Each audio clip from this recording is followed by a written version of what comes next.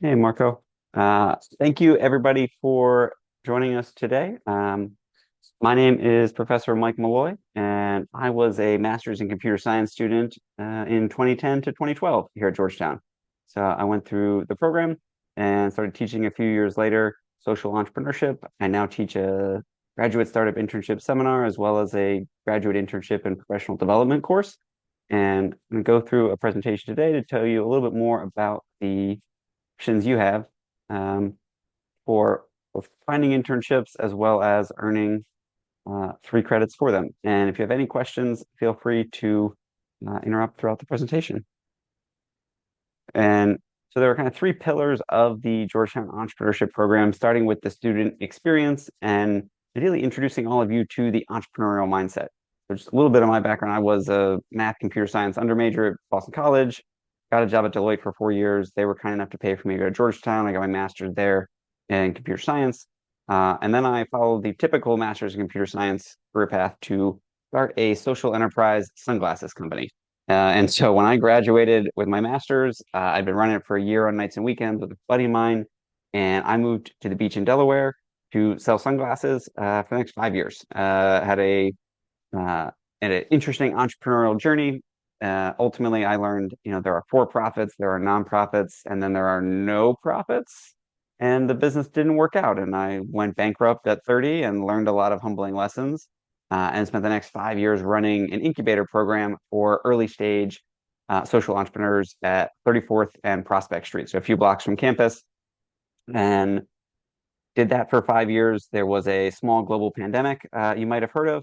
And during COVID, my wife and I, we left DC. We actually moved to the beach in Delaware, about 20 minutes north of where I lived in my 20s. And that's where I'm coming from you today. And so along with teaching at Georgetown, I also have my own company, Malloy Industries, that works with entrepreneurs to match them with fractional executives. And so I share this as a way of saying there are a lot of different entrepreneurial paths that you can take and a lot of things that you can do with the skills you're learning in your grad program. And part of our goal through this internship program is to expose you to what's even out there, like what are the options, things you can do. And there's a lot of alumni support and folks who have graduated from Georgetown that want to hire Georgetown students for both internships and full-time jobs. Um, and touch on the third pillar too, is like there's a whole ecosystem of entrepreneurship in the DC, Maryland, Virginia area. And actually, next week, if you did not know, is DC Startup Week. And so let me just copy this link um, with events all over the city, from speakers to kind of science fairs with booths and everything in between.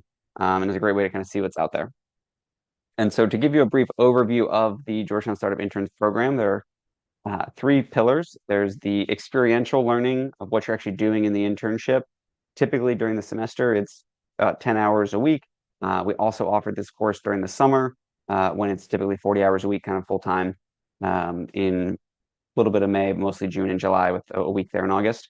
Um, and then the second pillar is the formal learning and the skills workshops. And so I will later in this presentation give you an overview of all of the different training modules that we've built. And they're basically designed to teach you all of the professional skills that nobody teaches you in college. Nobody taught me. I didn't take business classes. You guys are all, comp sci guys. We don't know all of the things that go into that. And so I'll touch on that. And the third pillar is the leadership coaching, where you'll actually be matched with a certified leadership coach to meet with you 3 or 4 times throughout the semester, helping you to develop professionally and personally. And what we've built with this program is kind of a four-sided marketplace. So y'all are students on the one side, there's the academic departments, there's the startups that are going to hire you, and then there's the broader entrepreneurial ecosystem. Two-sided marketplaces are complex. Four-sided is exponentially more complex. Thankfully, I've been doing this for 5 or 6 years now and I have a pretty good idea about how to connect people together, reduce the friction. I dropped a link in the chat to the link tree about the program. Step one is to kind of fill out an Airtable form and submit your resume. Those resumes are then shared with all of the companies that are looking to hire students so they can reach out directly. I'm also building relationships with companies that are posting jobs on Handshake, as well as on, I think if you go to step two on the link tree, you can go to and I'll put it right here in the chat, uh, the apply page, which has a list of Airtable, an Airtable embedded list of positions that are active. We're in a weird lull right now where we kind of finished the fall hiring. I haven't done the outreach to get companies getting all of the spring internships in there, but those will come in, I would say, over the next month. Certainly by Thanksgiving, we'll have a good list of companies that are looking for internships. You can also, as I'm going to mention on the next slide, um, bring your own internship. And so I do my best to support you all to find companies that are looking to hire Georgetown students. I would say about half of the students who take my class every semester bring their own internship because it turns out there's a lot more on Google and other job boards and things of that nature that you can apply for and get an internship. If you're going to apply to something that's not, one of our companies that we've already sourced, just send me an email and say, hey, Professor Malloy, I'm looking at this company. Does this look like it'd be a good fit for UNXD 7950, which is the startup internship seminar here on the left side? If not, you're in luck because this year we launched a second class on the right side here for large company internships. So I had a student intern as a developer at TikTok. TikTok has like 8,000 employees. That is not a startup at this point in time. So instead of enrolling in 7950, she enrolled in 7951. And so the both of these courses, they're both 3 credit electives. They both can count towards your graduate degree. The deadline is that you need an offer letter by the end of add drop period, which is typically a week or so after the semester starts. My ask though is if you're interested in this for the spring or for the summer or next fall, once you know, hey, I want to do this, add the class on GU Experience because then I know you're interested. You don't have to have an offer letter to enroll. And then I can help email you and say, hey, what are you looking for? What have you applied to? And there's a bell curve of like when companies are hiring. Like really big companies may already be hiring for next summer. Startups are like thinking about hiring in November and maybe still interviewing people the first 2 weeks in January. And they're emailing me saying, hey, Mike, who do you know? Are there good students that are still looking for stuff? And if you've enrolled in the class and we've been talking about it, I'll be like, yeah, check out Marco and Ben's resumes. Like here, they're still looking for stuff. You know, Tindra, he's already got one, so I'm not going to send you his stuff.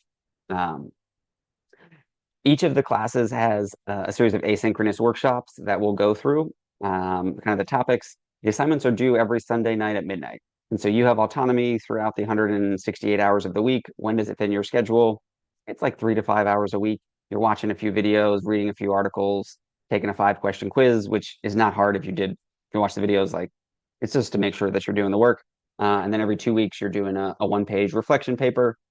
And the internships can be in person, hybrid, or virtual. Thanks to COVID, virtual is now like a realistic option at most companies. So you're not limited to just where are you living during the school year or during the summer. They can be paid or unpaid. I strongly encourage companies to pay you. I strongly encourage you to apply for internships that will pay you. But if money is not a constraint, you can certainly take unpaid internships as well, depending on especially the early stage startups that don't always have the budget. Um, and both classes are CPT eligible for international students. There's a little bit of paperwork that goes into that, and you need a specific offer letter. So we'll give you like an offer letter template to have the company fill that out so it checks all the boxes for CPT. And one of the differences on 7951 is that instead of having a leadership coach, we actually have like program specific professional development events and additional readings to do. And you can also use the Career Center to help find internships at the larger companies because that's exactly my bread and butter. Let me pause there. Do you guys have any questions about what we've covered thus far in the info session?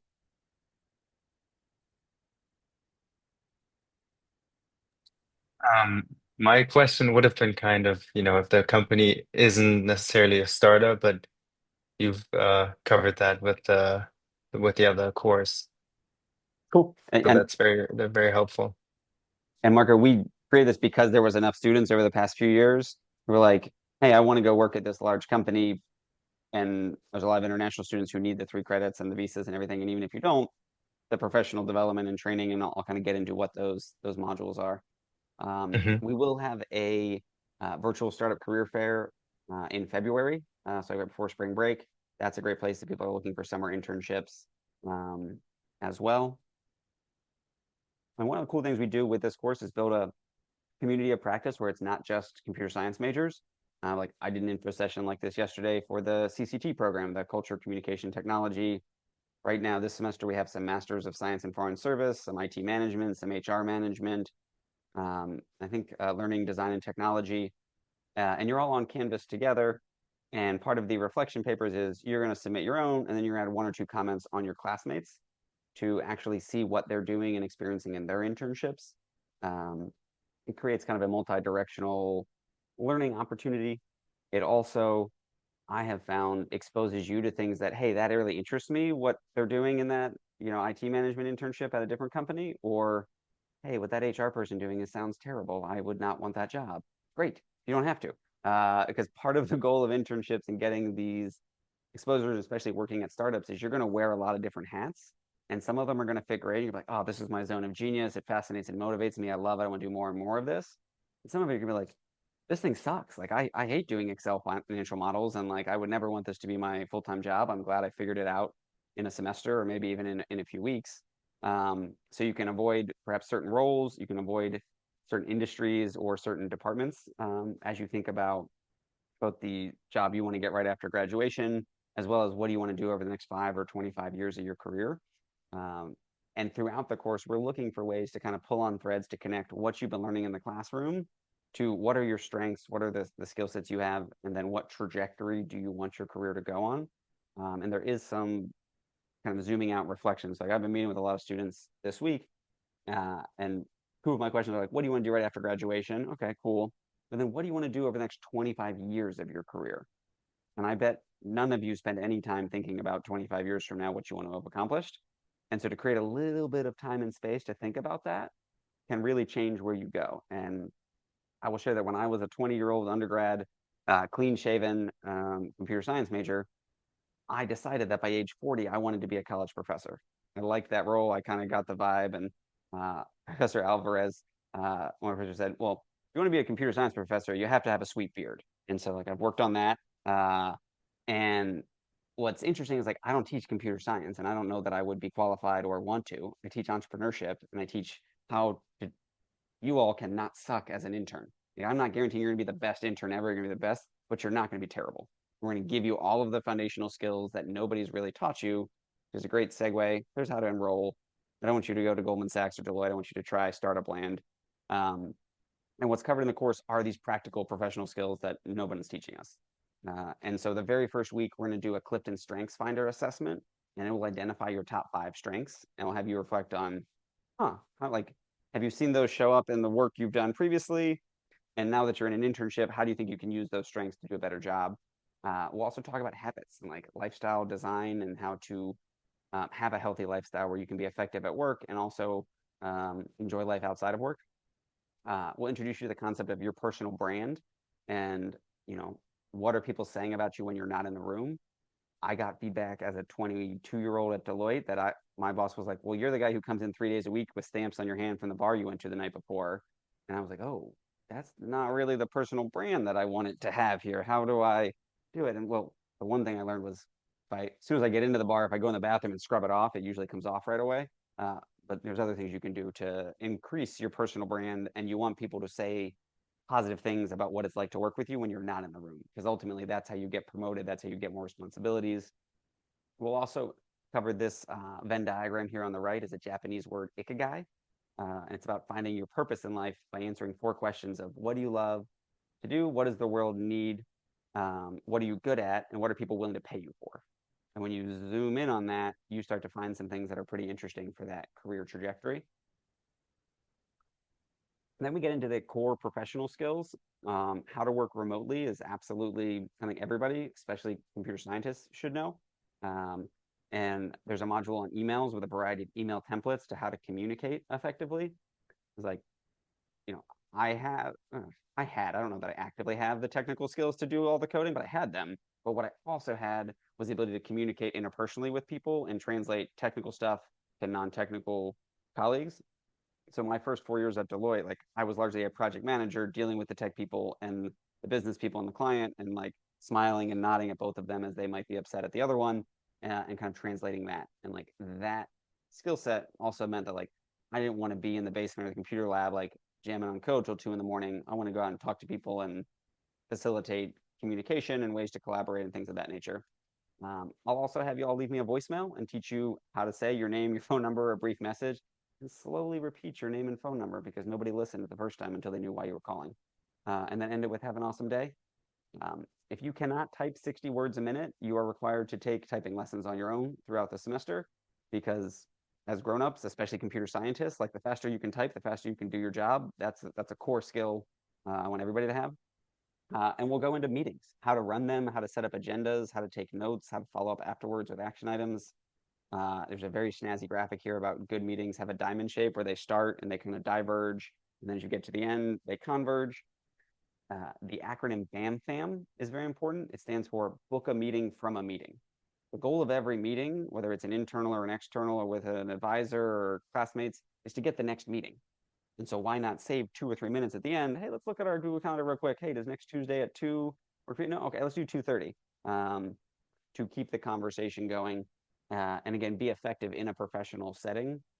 If you're coming out and like working as a developer, you may not be in a lot of meetings, but still understanding how to be effective in the ones that you're having, I think can be transformational.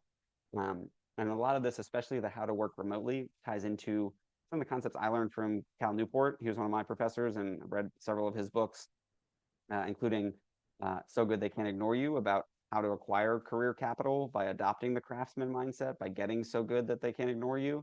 That allows you to kind of turn down a promotion to create more autonomy in how you design your life and work.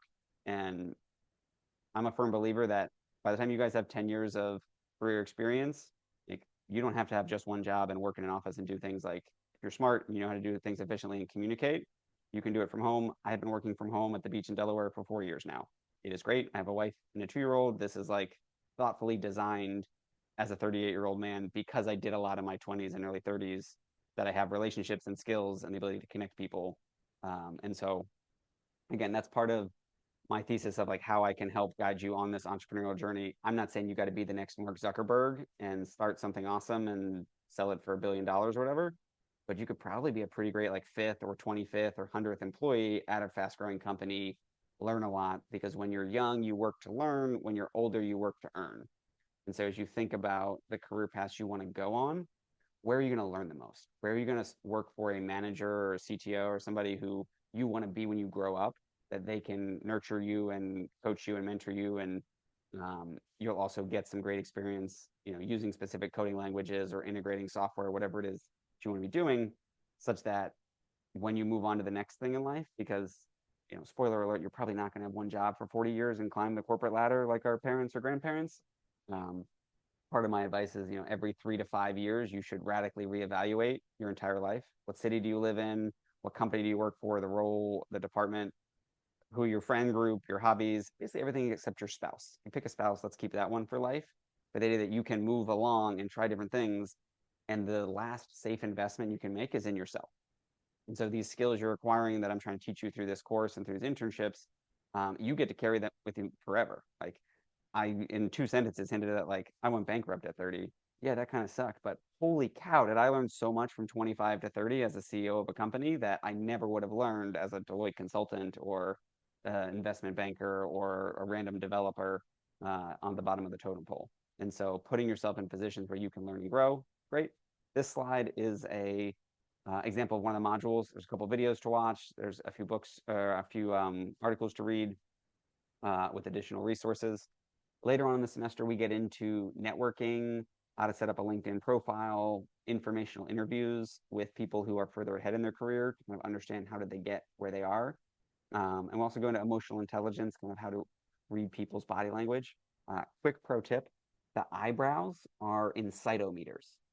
And so when people's eyebrows go up, they're really interested. When they lean in, like Tinder is kind of leaning in towards the screen, like, oh, he might be interested in this slide. He's trying to read that small font probably on that graphic there. Okay, that's great to know. Now you can evolve your conversation with somebody because you know they're interested versus if they're like frowning and like looking down at their phone and paying no attention, like, oh, I probably am talking about something they don't care about. Should stop talking about my fantasy football team. Okay.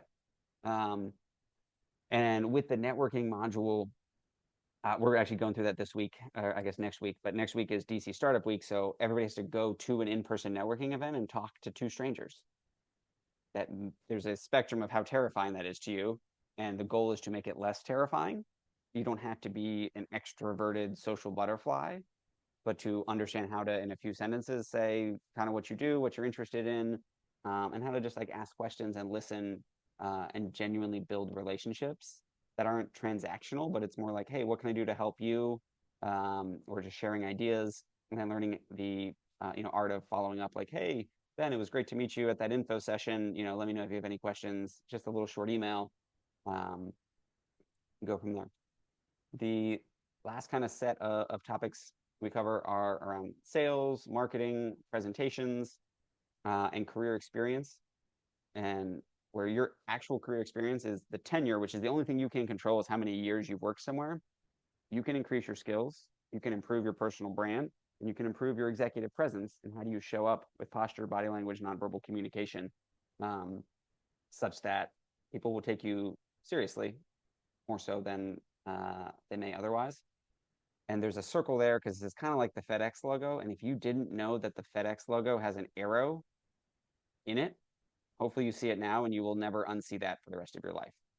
Um, we did actually this semester add a new series, a couple modules at the end of the course about resumes, cover letters, interviewing, and job board resources to help you find your next job. And there's no like extra assignments, or how do I say this? Like, they're there to support you. They're not there to make you do more work. Like, you're going to get as much out of it as you put into it for how to update your resumes and apply for jobs.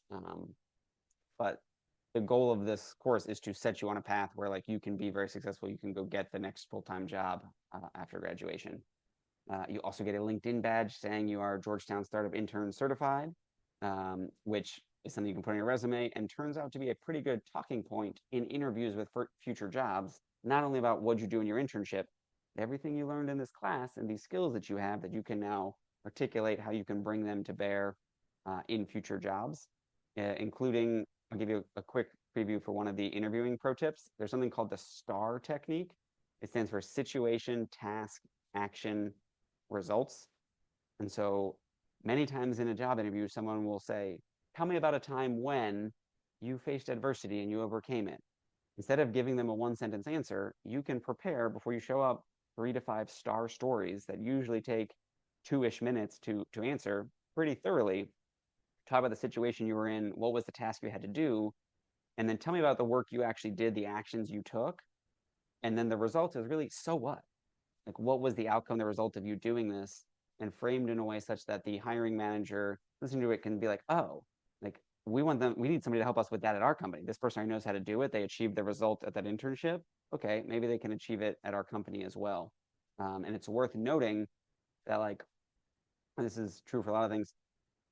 If, let's say, your skills are a hammer, nobody's buying a hammer. They're buying a painting hanging up on the wall as a result of you hammering a nail in and then hanging the painting. But the hammer is the feature, the painting on the wall is the benefit of what it is you can do, or the benefit of the results. And so thinking about like, so what, how does this matter to them? Not that I know how to code in this language, but perhaps that I have these security protocols I can install, which means no hackers are going to steal all of your client data. And you can tell it in a longer winded way.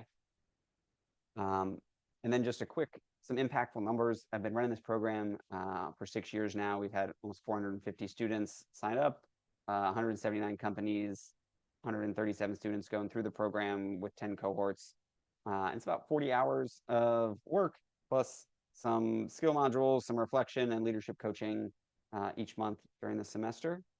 And that is the end of presentation. I appreciate your guys' time today, and would love to open it up to any questions you have. And quick show of hands, or respond in the chat. Like, are you interested in internships for the spring semester, for next summer? I'm just trying to get a sense of when you might be interested in taking the course.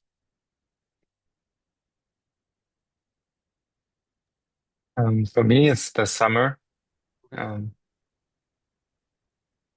cool. And let me ask this too. Could you guys put your net IDs in the chat too, just so I know who came and I can send a follow-up email and I'll share the slides with you, but that would be helpful.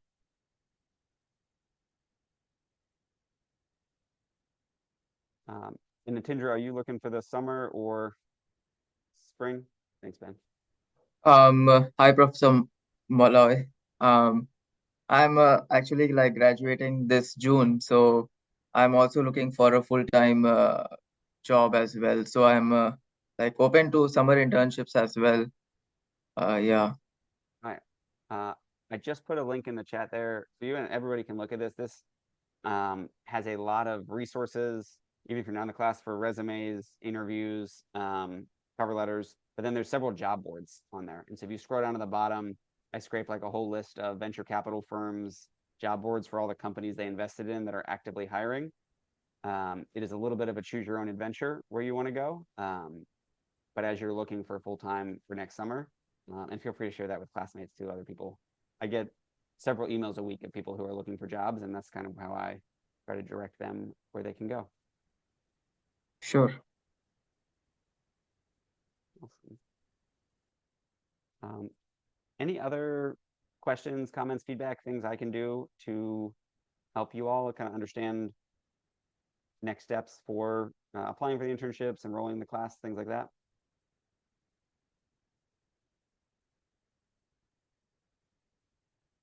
All right.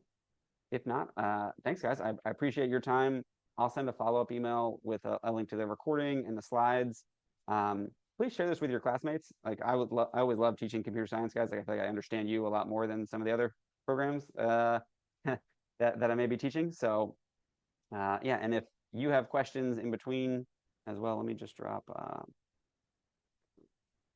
There's my email in the chat, but feel free to reach out if there's anything I can do to help. And hope you guys have a great Friday and would love to work with you next spring or summer. Thanks, guys. Take care.